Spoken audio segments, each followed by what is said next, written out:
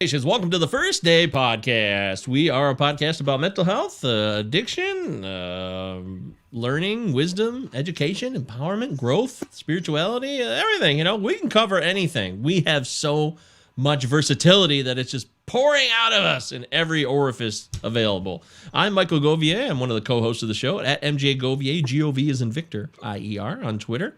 Or, yeah, just Twitter's fine. And then my co-host, Leanne. Hello. Hi, Leanne. Hi. How are you guys doing? How you doing? I'm good. You excited for the show? I'm very excited for the show. I can't wait. I don't know where we're going to lead to, but it's going to be so good. I can feel it.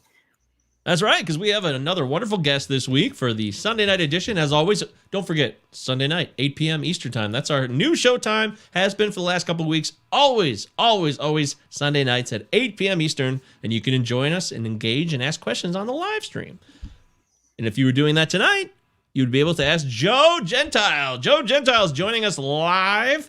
He's here to talk about himself and his own experiences. Joe, welcome to the show, and how you feeling on a Sunday night? I'm feeling great. Glad to be here. I've been looking forward to talking with you guys.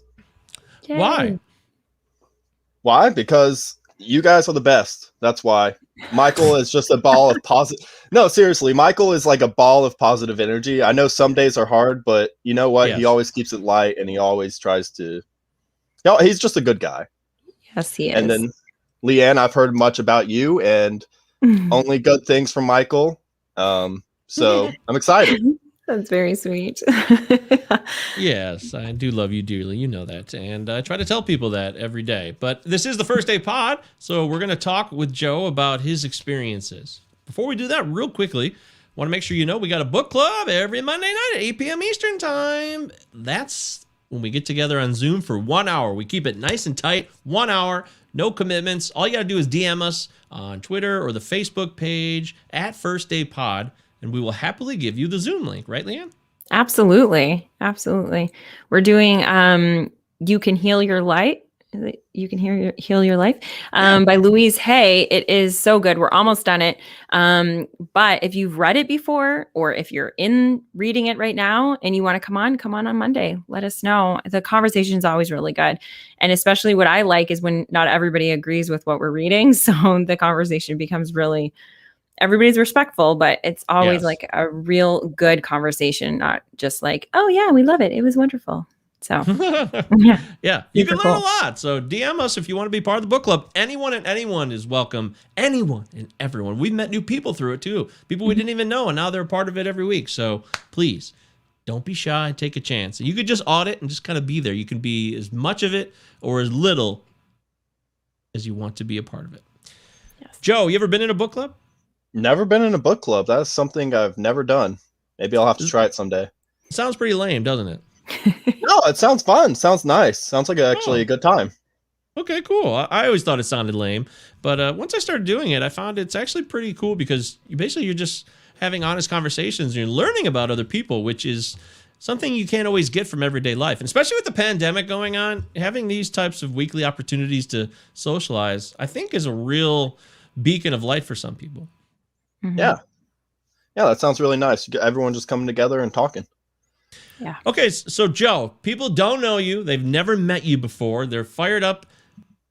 The First Day Podcast is on. They're settling into their easy chair. And they're like, okay, what am I going to get from Joe Gentile? What's something that people should know about you, Joe? Well, I know you from writing about fantasy baseball, but today we're going to talk about, depression, drug addiction, and hopefully I'll be able to I'll just share my story, and I hope it helps someone. Beautiful. Well, why don't we start there? If people didn't know anything about you, how would you share some of your story with them? Why don't you just take it from the top and kind of give us a layout of things that encompass you and your experience? Okay. Well, I always start off before I dive into things. I always like to say that growing up, probably until my teenage years, I really had a great life, very strong family foundation. And I feel lucky for at least growing up to that point for where I was. And then later when I got into middle school, some things started to happen. one thing, I believe around 6th grade, my parents, they got a divorce. And it obviously will affect a kid. And so it was a little messy, and I didn't know at the time when I was a kid how messy it was. As I said, when I was coming on today, my point wasn't to try to ruin anyone's career or put anyone in bad light, but I'll put it this way. My father got a little bit vindictive, and he made about, at one point, probably 10 times more money than my mom, and he didn't want to pay her any money. So, like, he worked for a healthcare agency, and one of the things he did was it wouldn't have cost him any more to keep my siblings on his health insurance, but he just kicked them off just cause. Bitterness. Yes. So that was, and I didn't really learn about all that till later in life. So that's kind of where they were at that point. There were a couple other things that happened while growing up through middle school. So at that point, they got a divorce, and really, it was bad. And it obviously wasn't a point in my life where I was happy that happened, but my life was still somewhat normal, if that would make sense. Like, your parents were divorced, but your life is somewhat normal. Yeah. And then around, sorry. Did you have any friends that were like had gone through the same thing, or like that had divorced parents? Yeah. At that point? No, actually, I did not. My class, I went to private school. My mom taught at a private school, so I went to that school, and there was only 25 kids in my class, and so the only person that could kind of relate was my friend. His father passed away of a heart attack a couple years before that. So besides us, we were kind of like the only two missing a family member at that point. Okay. And it was all new to me, and it was all kind of a shock, because like my friend even said, your dad's the one that coached us in basketball and stuff, and it's kind of weird that stuff would happen. So that affected me, and it made me sad. But I was young, and I kind of went around life for the most part, how I was going. And then I would say around going into my 8th grade year, this is about 2 years after my parents got divorced. I got held up at gunpoint in a home invasion. Oh, wow. Yeah. So I was, what happened was we were going to actually go see the College World Series, and we were staying with one of my dad's friends, and we were at a Tulsa Drillers game. We were there late because we were getting autographs. I remember the last guy that signed my baseball cards was Charlie Blackmon. He's good, Leanne. He's a good player. Oh, okay. I'm no clue. And so we stayed late. We got back to the house probably around 10, 11 p.m. at night. And the man of the house that owned the house, he left the garage door open because it wasn't our house. We didn't have a key to get in. So he went to his house. He left the garage door open so we could walk inside. Well, while he left the garage door open, there was a gun safe inside the garage that you could see from outside. The door was open. So some people walking by saw that, and they're like, this is a perfect opportunity to rob this house. So they went inside, robbed the guy. And then they didn't know, though, that we were coming home. And I remember when the car pulled up, I kept looking at the car in the garage, and the lights kept blinking on. I was like, well, that's weird. I was like, why is he like unlocking and locking the car consistently? I was like, that's really odd. And so the second we walked in the door, I walked in first, I believe. So I was grabbed first. I think I was tied up with like computer cables, and I was thrown in the bathroom. my dad went in behind me, and then he was pistol whipped and knocked to the ground, because he's a former college athlete, former Navy guy, so he's kind of a bigger dude, 6 feet, and so it kind of took a little bit more to get him on the ground. And I remember they ransacked the house probably while I was there, probably for like another 30 minutes or an hour. Oh my God. I remember there was a lot of things now looking back at it that's kind of crazy. At one point they were talking about flipping a coin to decide if they'd kill us or not. Oh my God. When they put a gun up to my eye, and I had contacts in at the time, and I remember they jammed it so hard that my contact actually fell out. Oh my Lord. And then I remember when they brought in my dad, because he had been pistol whipped, so he was bleeding. So when they carried my dad in, and so my first thought was, is he dead? Mm-hmm. Because he was bleeding. So later we found out that the man, he was a lawyer.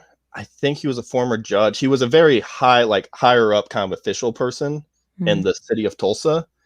And so he had signed papers from the CIA and all that for something. And so when they were ransacking the house, they found these signed papers for the CIA. And apparently that might be one of the reasons they didn't shoot anyone that night, because they were afraid that this guy was a federal agent. Wow. Thank God. So, and you're 13 at this time? I was going into 8th grade. This was my summer after 7th grade going into 8th grade. Okay. So I think 13, 14, somewhere around there. Okay. Wow. So that, and I mean, I still am kind of a quiet person. I've always been kind of a quiet person, so I didn't really talk to anyone about it. But the after effects of it, I mean, for probably a year or two, I wouldn't walk into a home by myself. I had to have someone walk in with me. I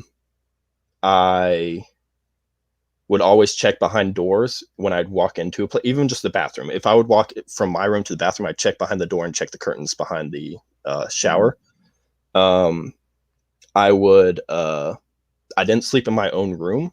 I started sleeping in my mom's room again, probably for like a year or two, because I just didn't want to be in the dark. And then one of the first times I decided, hey, I'm a teenager. I probably shouldn't sleep in and I don't want to say there's anything wrong with my decision to sleep with someone like in the same room after something like that. But I was like, I want to try and sleep in my own room by myself. And one of the first nights I did, I had a dream that someone was inside the house and like robbing us, and I almost jumped out my own window, essentially. Oh my God. Wow. Wow. That's so intense, man. Yeah. That was one of the things that really affected me. That's kind of where the downspin kind of really started for me. Did you talk to anybody? So you didn't talk to anybody? After this, I already had a counselor for my parents' divorce. And as I said, it was kind of getting a little messy, but I didn't really know it at the time. But they had a counselor for me then, so I had a counselor after all this.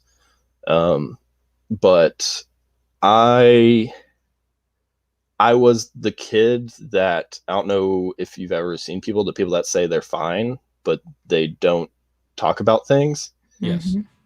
Because they don't want to like burden people. So that was me. And I mean, even with my counselor, I didn't want to admit that I was a flawed person. Even people though think they go to a counselor that you'll just start opening up. A lot of people just go to a counselor and say, "Yeah, I'm good. Yeah, I'm fine." Yeah, that's what I did. I was like, I don't want to say I was too prideful, but I was like, I don't need to be here. This is useless for me. So I would kind of think I was just hanging out with someone for an hour and then leave. But do you really, now that you've had time to reflect and you've moved forward, do you have an impetus for that now? Do you have an understanding of why you were that way, or not? Is it still a mystery to you? Of why, like Or why you I didn't was want to personally, share, even with a counselor or anything? it's Because you didn't know how to share, or you didn't have coping mechanisms or skills yet, or because you're think, young too. You're young. Yeah, I think it was. I was just young. I don't want to say that I was, as I said, I don't want to use the word prideful, but I looked at admitting something like that I was scared or something as a weakness, essentially. Mhm. And so my point, I wanted to not be that way and just go on. I wanted to just live a normal life and act like nothing happened. But I learned that you can't just do that. Mhm. And so that was an event that probably really, really shaped going into, because I was, as I said, I was going into 8th grade, and I was really I got all the awards for being like a good kid and stuff. So I wasn't a troublemaker at all. Like, I remember in 2nd grade, I once was with my friends and I made fun of a teacher for wearing glasses or something. And I went home and I was like, Mom, I feel bad because I made fun of the teacher for wearing glasses with my friends. And she was like, I think it's okay. I was like, I just feel bad. That's sweet. We have a quick question here. Do you remember your aha moment when your therapeutic alliance with your therapist started to click? If that happened at all, did that ever occur with you later on? I may need some help. Like, did you ever connect with a therapist at all, even beyond that point in your life? Have you ever had positive experience with therapy and counseling? I would say yes. Actually, I have. As I said, at that point, I didn't see much point in seeing a therapist. I thought it was kind of useless. I was this stupid kid that just didn't care about that, and I didn't think I needed it. Later on, and as we talk forward, and even this year or last year, when the stuff happened to my friends, I told my mom, I was like, I'm going to go to a therapist to talk to them because I can realize that there's a problem. So I have built a rapport with those people now. And I think it's not their fault that I didn't either. I don't want to say it's a therapist's fault because I wasn't opening up, and they can only do so much. That's right. To help me. So it's ultimately they're there for support, but it's on me to open up and tell them how to feel. Before we move forward, this is probably the most prescient and valid question of these, or at least the one I'm most curious about. Is there anything your therapist could have done at that time to help you see the need for therapy in that moment when you're that age after these traumatic experiences? Do you think there's anything a therapist could have done for you to open you up more, or gain some type of favor with you to get you to be slightly more open to the process? Or was it just always going to be that way regardless at that time? That's a great question. I feel like if you would have at that time, I don't know if they really could have done more than what they did. And I know hindsight is 2020. But as I said, I was not a troublemaker back then. I never got in trouble. And so if they were, and they can't do this, but if you were able to like fast forward my life 5-6 years and be like, this is where you're going to be at, and show me that, then I probably would have been like, first of all, I probably would have been like, I'm not going to do that stuff. And they would have been like, Right. yes, you are. And if you don't seek help, this is where you're going to be at. Yeah, that's a really good point, actually. I've had experiences in my own life where I was with counselors and therapists and nothing was getting done, but I actually thought I was cooperating, but it's possible that I wasn't, and I was being stubborn and being confrontational and trying to say, oh, it's not that, it's this, or thinking I knew more, but not even thinking actively that I did know more. I was just always skirting off to another subject that never got back to what truly, in essence, was the main issue at hand, causing all of the disruption in my life in the first place. Yes. And what happened? Like, so when your parents were going through the divorce, you ended up going to therapy because it was starting to get, or a counselor because it was starting to get messy, you said. But what was that? Because a counselor at school suggested, or because one of your parents suggested, or how did that come about? Do you remember? It was I don't know. It was ultimately up to my mom. My dad didn't really care about me seeing a therapist. I think he kind of fought it, actually. Thought it was more of a waste of money.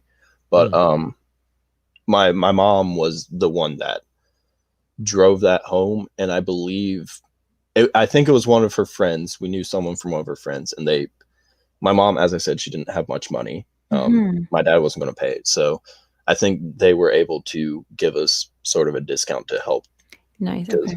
Because they realized, before I started doing stuff, they realized kind of, I believe the word they used was, I was a high risk teen, as in high risk of getting into trouble based on past events. And right, they were right. I wasn't getting into trouble at that time, but later on I did. Makes sense. Okay. Interesting. All right, so let's continue on, Joe. Continue sharing with us if you so choose. Yeah. So as I said, I didn't talk about that with anyone. I went to high school, and this is something, I don't want to pass this up, talking about high school. I probably should have been expelled from the high school, but the high school I went to was a private school. They helped us out tremendously. Without them, I don't know where I would have been. And they could have and probably should have kicked me out at multiple points, but they knew my life, and they decided to help. So there are good people out there that actually care. But so I went to high school. I was supposed to maintain a 3.0 GPA, I believe, for the scholarships I had. Didn't do that. As you could probably guess, school was not my main focus. My main focus was actually baseball, and I didn't even want to go to the school because my hitting coach at the time was a high school coach, and he wanted me to go play for him. And I had really bad anxiety, and I didn't do well under pressure, and I still don't. Still something I struggle with is under pressure. I do not do well. So I wanted a free ride to a team. So I was almost trying to get kicked out of that school so I could go play baseball for my coach. But they didn't kick me out. They looked at my life and they said, Joe probably needs some help. So let's let him come back again next year and see what we can do. So that was my sophomore year of high school. And you're getting your driver's license and all that. And as we know, high school substances are a commodity. You got parties, you got all this. Mm-hmm. So I'm a troubled kid, and I'm like, hey, let me go out to some parties and start drinking and stuff. So that's what I did. I started partying a little bit. Nothing too crazy later on. And that's kind of, I know a lot of people can probably speak to this. Sometimes when it starts, you don't just instantly go into something crazy. You don't just live a party life. You go to a party on a weekend, you say, oh, that was fun. Maybe I'll go out another time. And it kind of starts to spiral. But at that point, my sophomore year, what happened was I had this high school coach that wanted me to play for them. I tried out my sophomore year for the high school baseball team, and I got cut from this team. So getting cut from that team, instead of me saying, hey, I need to work harder, I can do this, I decided I'm just not going to play baseball anymore. That's it for me. So I got cut. So I had free time. And so I talked to my mom, and she was like, well, if you're not going to play sport, how about getting a job? So I said, it's a good point. Let me go get a job. And so that's what I did. I started working. I started out, making, I think it was like $8 an hour plus some tips. So Hmm. maybe $10 an hour when it was all said and done. But I was working and I was doing well. I think I got the first ever employee month there, so that was cool. And I took pride. I'd struggled in school. There's something weird. I struggled in school, but when you said, like, when it came to work, I did well. So it was very interesting. But something that kind of struck me early on was, and as I said, my mom's going through a hard time. I don't even know how hard it is, but I was working. I'm not making much money. She asked me, hey, can I like take $200 out of your bank account to help pay for rent this week? And I was like, yeah, of course. I felt good. And I don't think she realized, but when I felt good and I was talking to her about it, I said like, oh, I gave you $200. That's awesome. And she was like, well, that's not like a lot of money. And it's not in the big terms of thing. But I took that at that point, me being 16, 17 years old, I was like, I need to get more money because we're afraid of losing this house because my dad, who is making at least 6 figures, we'll just say, doesn't want to pay my mom anything for the family to live. So I went down I tried to get money going down some roads that were not good because I was already working 40 hours a week at 17, and You do what you got to do. And I should have, and she didn't want that, and that's not what she was talking about. She wanted the best for me. And so, Sure. but I was thinking at a young age, I didn't understand. So I was like, let me try to, because if someone tells you you're possibly going to lose your house, you're kind of a little afraid. Right. And makes sense. The thing about those people that I was talking about that were there to help us, there were times where we were going to lose our house, but they came together and actually covered like that month's rent. So, I mean, as a kid, beautiful. I shouldn't have worried about that, but I did. And so that kind of, when I got into that world, it kind of all even started to down spiral even worse, as you could guess. At this point, I probably started getting really heavy into substances, and I essentially I waked up every day basically just wanting to die. So I remember at the height of it, I was probably spending anywhere between $50 to $300 a day on it, on my addiction. And my hope was that I would eventually just overdose, and that would end all the problems that I thought I had. And it all kind of started, this kind of road started. The school I went to, it was a private school, so they could drug test you. I got in trouble at a party, and so they started drug testing me. Well, I said, instead of me taking that time being like, okay, let's not do anything and just focus on school, I said, well, there are other things I can do that don't show up on drug tests, or that take less time, being the ignorant kid I was. And so I started doing that stuff. And then my senior year, I believe, my mom kind of found out more stuff, and she sent me to rehab for a second time. And I'll be honest, I didn't take it seriously that second time either. Because I honestly, it sounds crazy to people, but I didn't see I was doing anything wrong, and I didn't think I had a problem. And I know people later on, I found out people that knew me, they were like, it's good that you quit because I'm surprised you're alive today. And I didn't realize how bad it was at the time. But so I went to a second rehab. The third time was the time where I actually decided enough is enough. I got in a fight with my mom, and I knew I wasn't going to be able to live on my own with the substance abuse I was going through, because as a 18-year-old with an abuse problem, that even just $50 a day, you can't really make it on your own with that much change going to that. So I decided that I was going to try to kill myself, and instead my mom took me to the hospital, and then I was basically institutionalized for a couple days.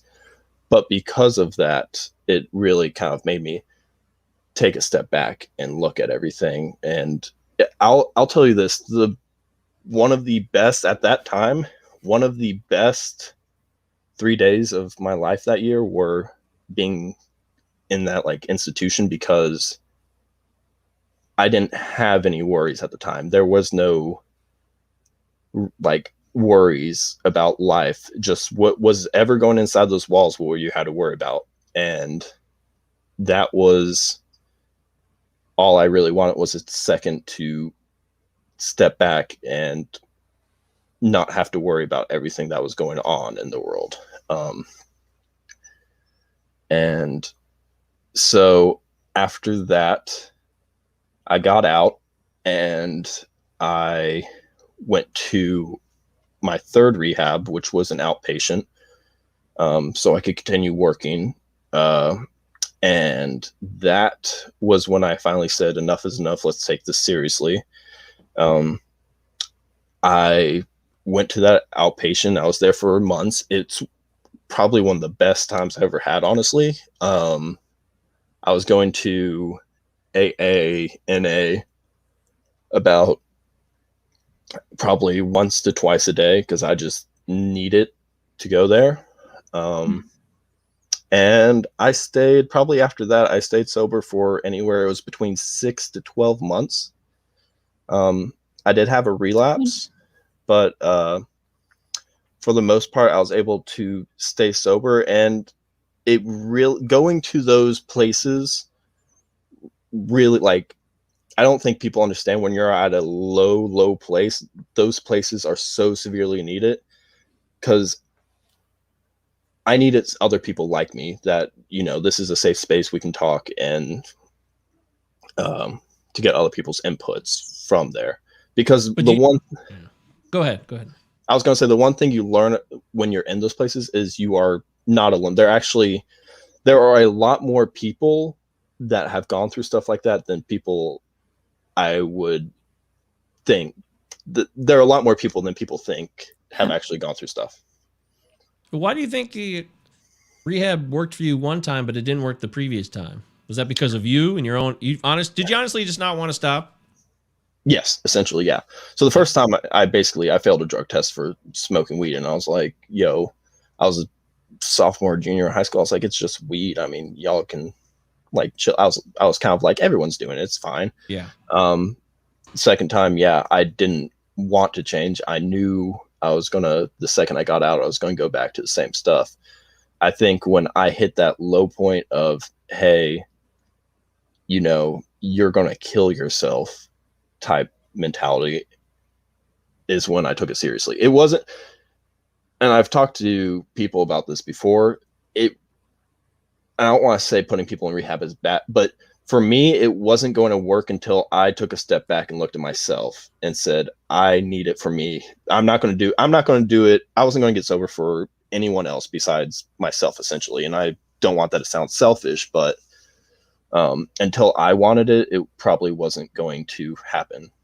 Well, it's similar to the therapy. You were told to go, and so you went, and you just went through, like you said, it was just I'm hanging out with somebody for an hour. It wasn't until, that's the way that it is. I think all the time you have to make your own decision to be doing it. There's rehabs here. There's places here that they won't take anybody unless they walk in on their own. You can't say, my brother, my whatever needs your help, please help them.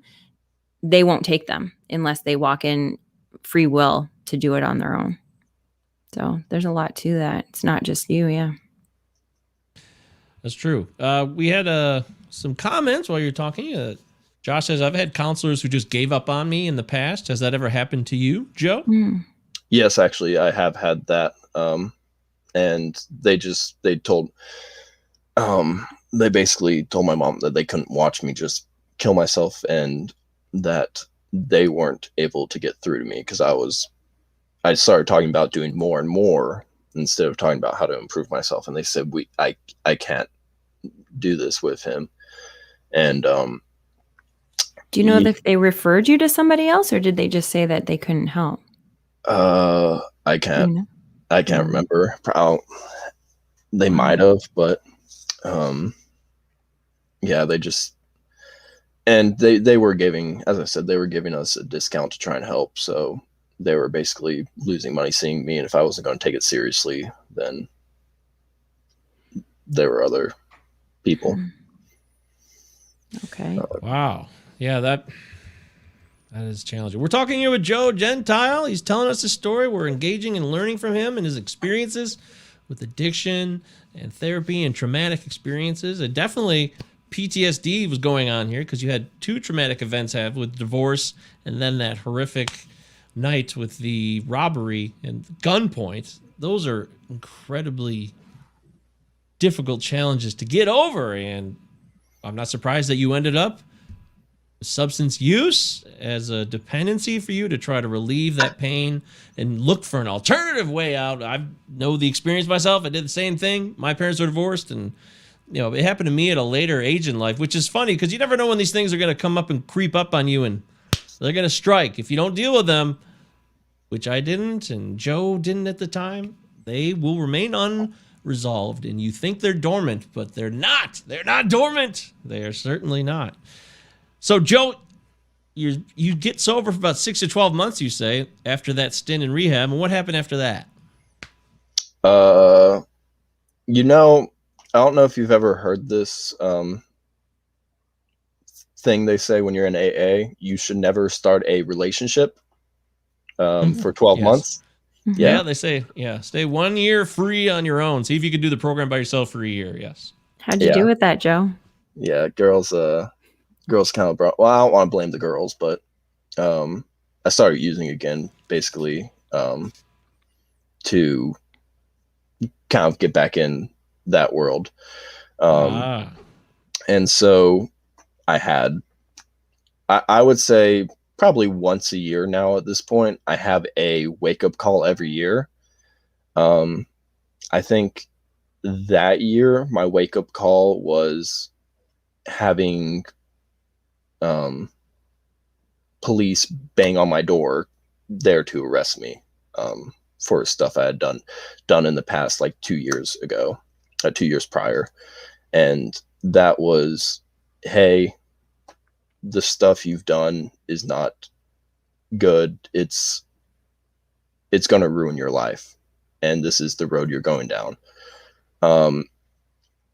Luckily, I don't want to say luckily. My family, my mom's a teacher at a private school, as I said, and we don't have a lot of money, but teaching at a private school, we've met a lot of people, and we knew a family a family in this community. Well, first of all, this community, my mom didn't have the money to bail me out of jail. So of course these people in this community get together and they bail me out again, being there for me and basically saving my life. Cause I had told my mom, I said, don't bail me out. I said, you don't have the money, don't worry about it. And then these people came, and it was, I believe it was $3,000. They came up together. And then for when we went to court, those same people, one of them was a lawyer, helping me out and giving me a discount to help me stay out of trouble and try and fight this to where I didn't go to jail. I guess they saw something in me. I don't know what, but at the time, they saw something in me and decided that they were going to help our family again. And that's something I will say I don't take for granted.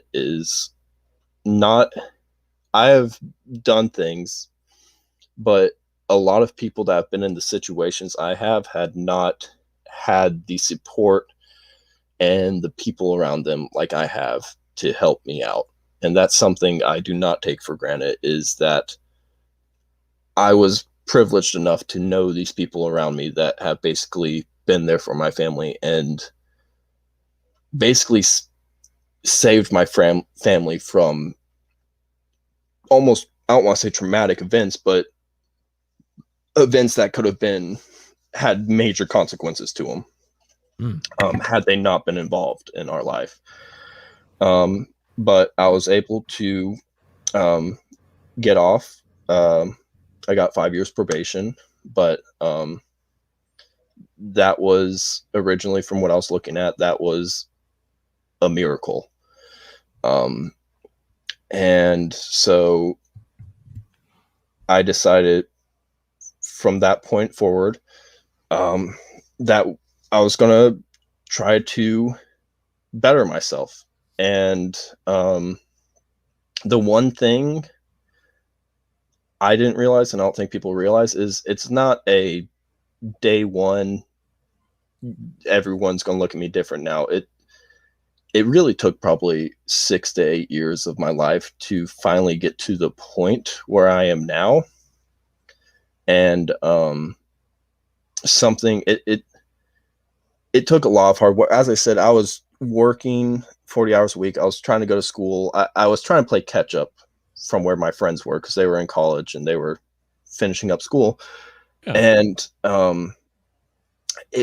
it was hard sometimes. I'll be honest, it was hard a lot of days. And the only thing I think we can do is, and I know this is something they say in rehab and AA, is just take it one day at a time. Just, don't look a week, a month ahead, years ahead. Just, one day at a time, and just stay focused on bettering yourself. And we all have our struggles, and but the only thing we can do is keep pushing forward. And something I shared with you guys was, even though this year I would say my life has done a complete 180 and I'm in a completely better spot now. Last December, I was in a bad spot. I was working a lot, and I had 3 friends. I was supposed to go out with them that night. I was working 60 hours a week. I fell asleep. I'll be honest, I just didn't want to take a shower and go out, so I just told them I'd go out with them the next night. Turns out that night there was some dude harassing one of the girls that was in our group, and my friends went up to say something to him.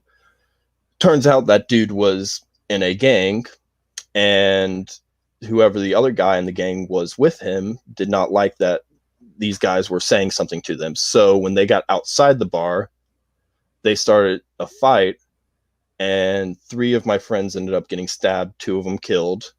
And I woke up the next morning thinking nothing happened until someone came into work and told me. And so even at that point, even though I'd been working on things, I fell down a rabbit hole that January. I spent the whole month of January basically just drunk with my friends. We were just drunk all the time. Every day was us drinking. And I remember I told someone, I said, look, I told my mom, I said, I know what I'm doing is not what you want to see. I said, right now, we're just going to mourn, and don't take this as this is how you're supposed to handle this. But I did tell her, I said, I realize I'm going down a slippery slope, so I'm going to contact a counselor and talk to them. And that's what I did. Because again, I was falling down that hole, but luckily now, I know the warning signs and I know what to look for. And I told her, I said, I was just like, I know I can't keep this up.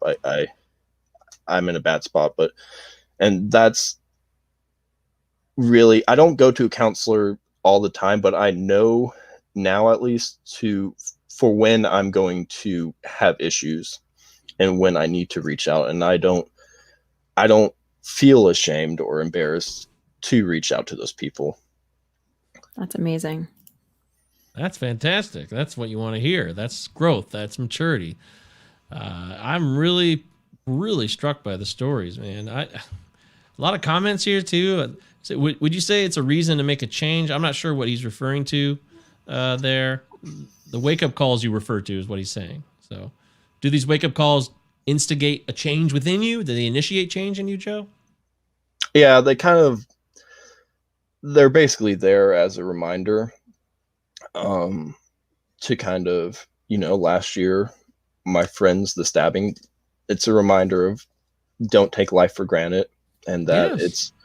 it's just really special. And there have been a lot of things. I think one of my old dealers is one of the things that really, again, woke me up was he's probably, I believe he was looking at life in prison. And so when you look at stuff like that and you take a step back and you say, is this really where I want to go? Is this really what I meant to do? And it's I don't know. It's just sad, and it's sad. Is I it think. enough though? Is it enough? I mean, we all have these wake up calls in our lives that come along, and a lot of times they don't click because they don't seem real. I think the thing with me is, and I don't want to speak for other people, but I've seen what happens if I don't watch myself and don't follow the right path and decide I know what's best instead of not caring about what I do affects other people. One of the things I never thought about when I was suicidal was and this isn't what people think about when they're suicidal, but one thing I look back now is, how did all of this affect my mom? I originally started this stuff to try to help my mom, and in the end, I look back now and it only hurt. It really killed our relationship for a couple of years, to where neither of us spoke to each other anymore, and we were really close, and we're really close again now. I think is the beautiful thing about it, because it took a while for that healing to begin, but we're now in a better place, and it took a lot of hard work.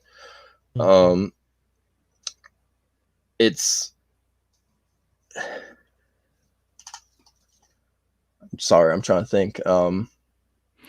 Joe, you have been through, like, any one of your stories would be enough for one person, like just Yes. one of the stories to compile.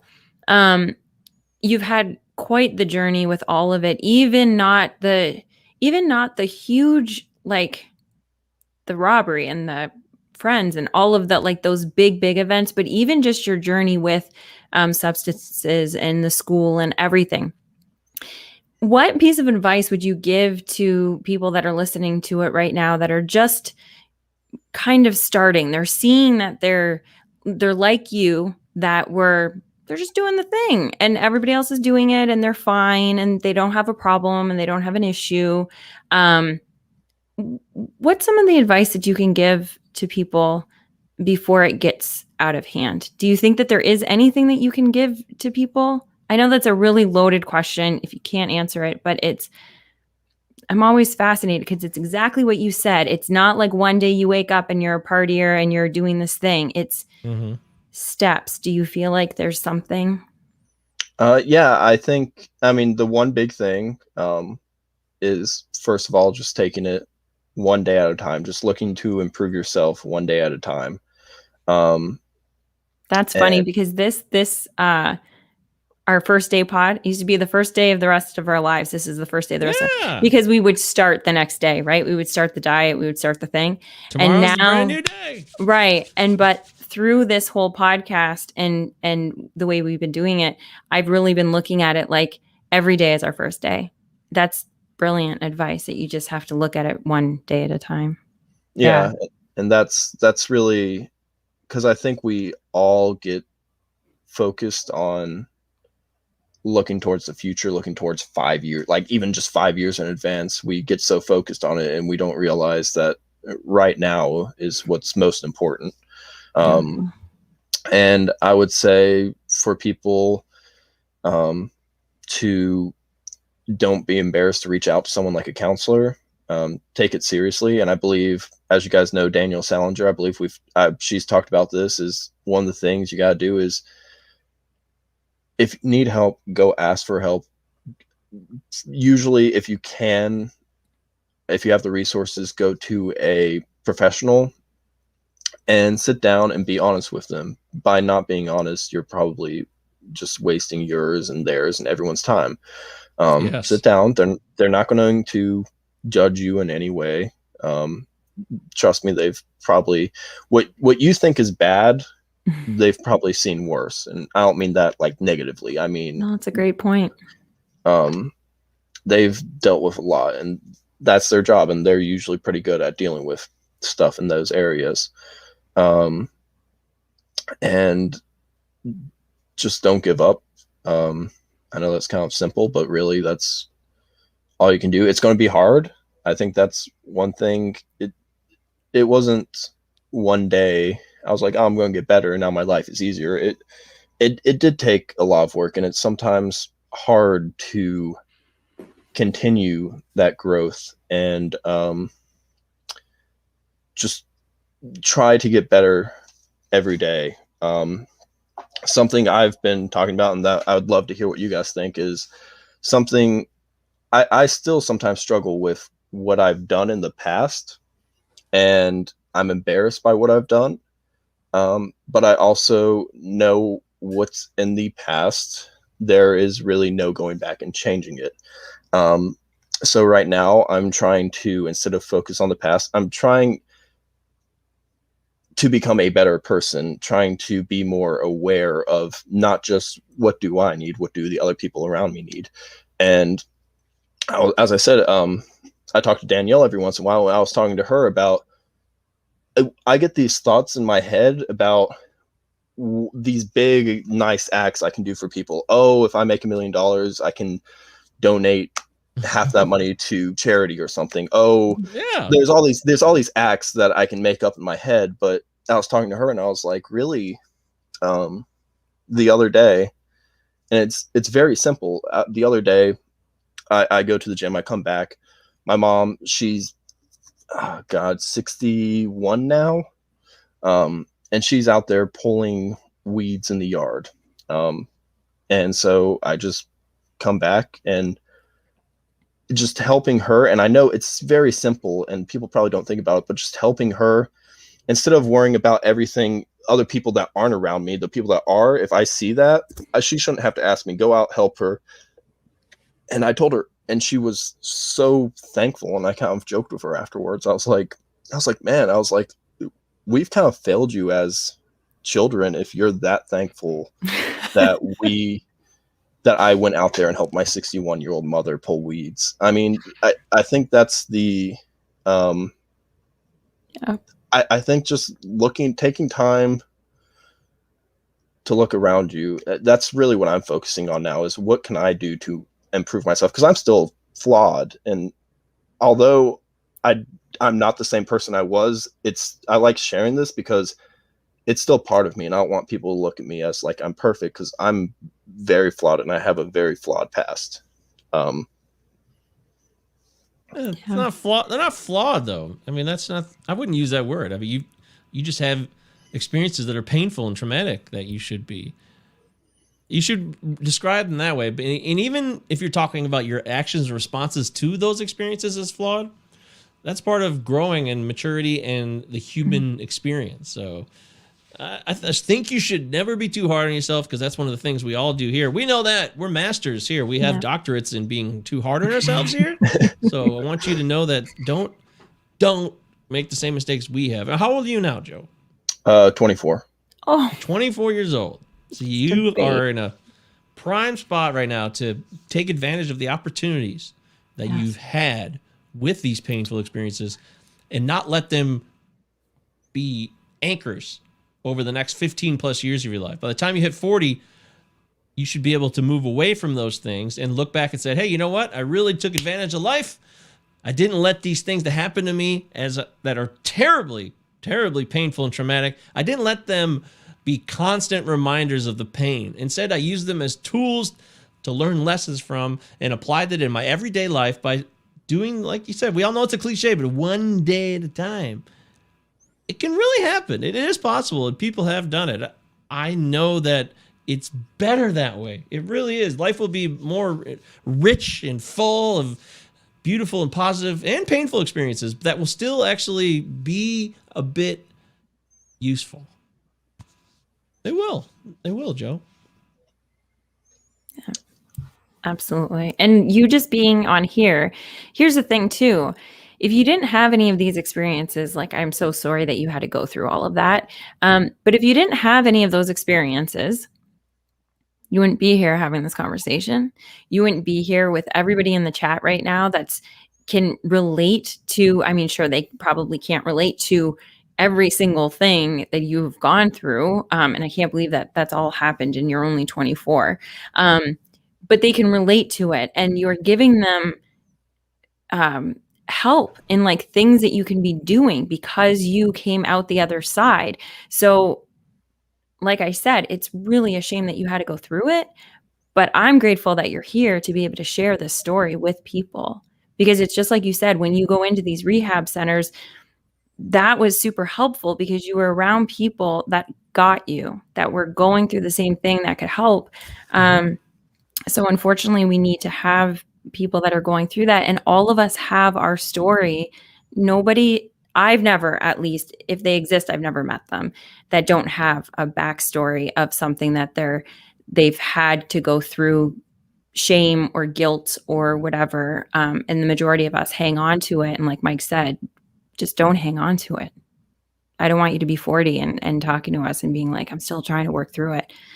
So No. You can work through. You can. I know what you mean there, Leanne. Leanne only has nothing but the best intentions, but you can be 40 and say, hey, you know what? I'm still working through this. But the point is to work through it and be aware of it, not live in denial, not have it show up in front of your face all of a sudden and be like, oh shit, it's still here, and I'm gonna go do something stupid now. That's what I'm saying. Mm-hmm. That's what I mean. Yeah, I thank you for your comment. Yeah. Leanne, I know we have to go. I hate to cut it short. I can still have a few more minutes, though. You still have a couple minutes? Okay, great. Yeah. Go ahead, Joe. Go ahead and speak your mind. I was going to say, I think I get what you're saying is if you have a problem, make sure to deal with it, because and I think that is where I never dealt with any of my problems. So I went from, I was adding on this, and I never dealt with the first thing. So then I had 10 things. And by the time I had 10 things, I was basically shriveled up in a ball in a corner. Right. Well, people are saying here in the live comments, they really thank you for sharing, and they think it's very courageous. And that's very, very true. You are a courageous man. You could just ignore your experience and try to move forward in life and not share it with others. But I think you're like me. You're like Leanne. You understand that by sharing your experience, you can possibly open up other people so that they don't feel as terrified to be alone with their thoughts. You know what I mean? Does that make sense to you? Yeah. And that's one of the things I've reached out to. I mean, as you know, Justin Mason, I reached out to him and I said that there is someone else in the industry that has shared something similar to me. Means a lot to me that you would say that, because you go through, you're thinking everyone where you work or whatever, everyone's going to judge you, but there are people probably that sit next to you that have also had a similar experience. Mm-hmm. Yes. And I wear these experiences, my addiction experience, I love it. I look at it now, I'm like, man, I'm so glad that happened to me, because it changed my life for the better. And people who don't know me would be like, what? That's crazy. What are you saying, Mike? I'm like, no, I have become such a better human being because of my awful experience with opioids and drug addiction. It took everything from me in the moment. It took my job. It took relationships. It took all the material things I had. But I've come out on the other side of it now with a greater appreciation for what I have right now, for the moment I have here. And I can say, hey, thank you, opioids. Thank you for this experience. That's funny. I mean that. It's funny that you'd say that, because I had someone come up to me recently and they asked me a serious question. They said, I know you're embarrassed by what you did, but would you take it all back? And it's a hard loaded answer, I think, because if I had to redo it knowing what I know now, I probably wouldn't do that stuff. Sure. But when I was talking to them, I said, well, yes and no, because I think I've actually learned, I think I'm a better human being going through the stuff than not going through it. Because I don't know if I would have been that great of a person. I would have had a whole different views on the world, at least. I would have looked at people differently had I not gone through that stuff. Yeah, you want to apply the lessons you learned if you could do it again, sure. But like you said, it's a loaded question. It's complicated. It's very complex. The world is not black and white. It's very gray and mixed with all kinds of intricacies.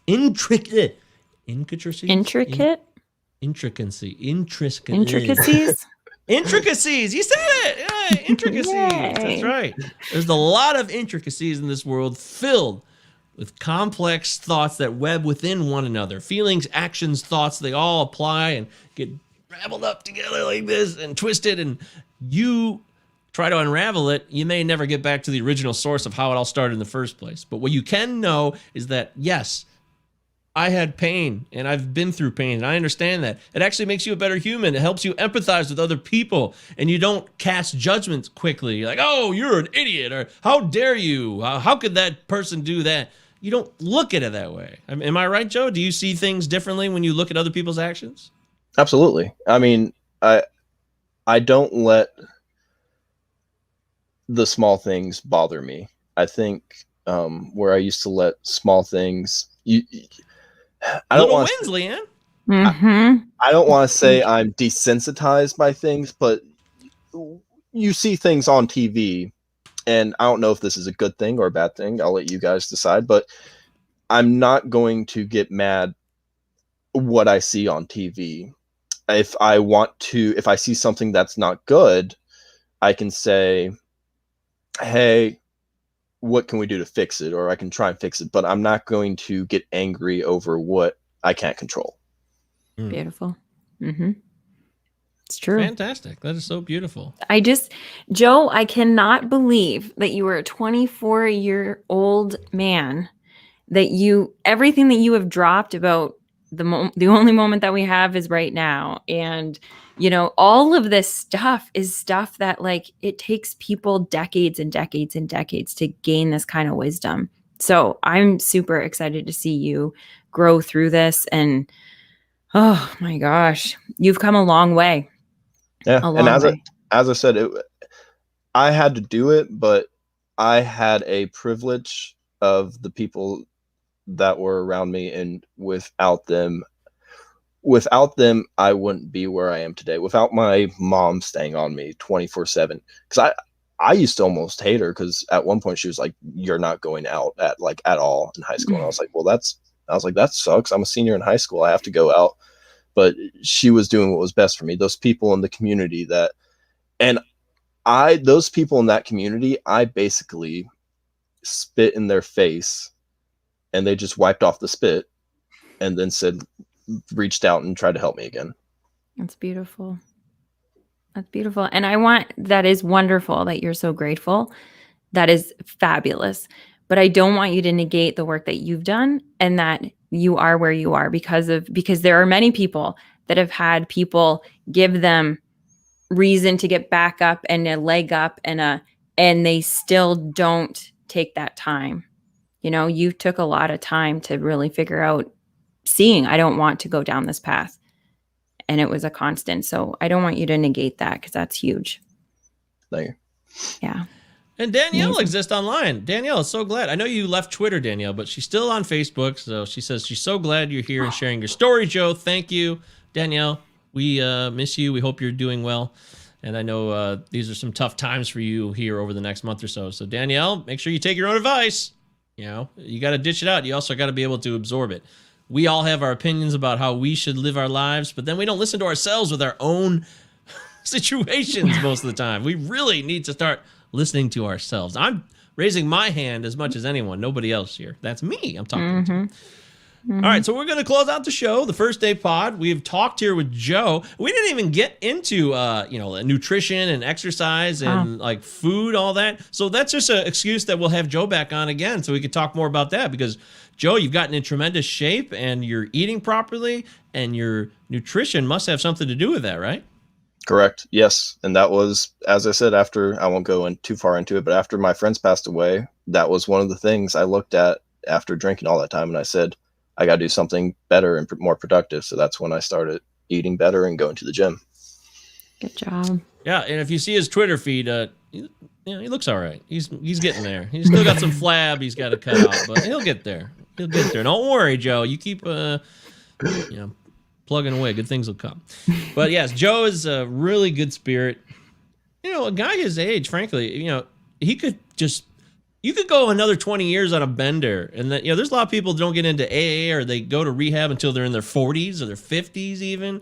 I went to rehab for the first time in my 30s. So, you are actually way ahead of the game, believe it or not. And I think you should be proud of yourself. Take pride in that. Not too much pride, always be humble, of course, which I can tell you are. But I want to have you back on the show again so we can talk more about food addiction. And, we struggle here with food addiction, right, Leanne? And sugar. Yeah. And we have Dave Wolf, he'll be coming back on the show here this month to talk about sugar addiction. It's a real problem, too. It's not something that is in everyone's face necessarily because they don't see it as a necessary or as a desperate problem like a heroin addiction or something. But it's there every day, and it's a killer. It really is.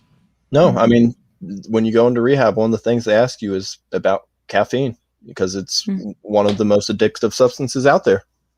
That's right. Yeah, no caffeine allowed. That's what do you mean? How pissed people were. Yeah. Yeah, Leanne drinking her coffee from my mom, by the way. Mom, she loves that mug, so good job. I do. It's my favorite. Yes. All right, Joe, so as we wrap up the show, any final thoughts, any parting words for the audience? I think it was amazing to talk to you guys. I think you're both the best. Michael, thank you for being a positive ball of energy in the community, fantasy baseball community I'm talking about. And I will, of course, anytime you guys want me to talk, I'll come on. Can't wait. Can't wait, Joe. You're amazing. Yes. Well, we'll definitely, we will talk again in the next couple of months. This has been a really, really powerful yet hopefully useful conversation for all of you out there. We love the comments and the feedback. That's on our YouTube channel, which is First Day Pod, at First Day Pod. Our Facebook page, our Twitter page, those are all the same things, at First Day Pod. Please follow us. And if you're listening to the podcast format and audio version right now, thank you for listening to the show. It's a real pleasure to have you aboard. And we're grateful, very grateful for the time and energy that you give us. 5-star rating on Apple Podcasts wouldn't hurt if you like the show. Sharing the show with people you think need to hear it is how the show grows. And I know there's at least one person out there who's not listening to this or viewing this right now who needs to hear this show because they're going to take something away from it that will be of service and use to them. And we're all about being of service. Right, Leanne? Absolutely. Thank you so much, Joe. This was amazing. It's no problem. Thank you guys for having me on. You got it, Joe. Thanks so much, everybody. We'll catch you next week, Sunday night, 8 p.m. next weekend. Who's on next week, Leanne? Oh, gosh. Who is on next weekend? Oh, Neviana. Is Neviana on next week, I think? I believe so, yes. Yeah. Oh, that's going to be so good. She's an entrepreneur. She's a coach. She's she's amazing. There's going to be a lot of talk, and we're going to get into not only health and but just the whole mental aspect of it. We were talking about addiction, and she said addiction to thought is one of the big things that she wants to talk about. So I'm looking forward to that too. We just have the best guests. Joe, I love you already. Thank you. I love you guys. Yeah. Thanks, Joe. Don't forget to follow Joe too on Twitter at Joe Gentile FT. Joe's a good follow. He's willing to be open and honest about his life, so you should probably follow him so you can learn more. And then he can learn from you at the same time. It's all about wisdom, empowerment, and education. Thank you. From the First Day Pod, till next time, catch you on the flip side.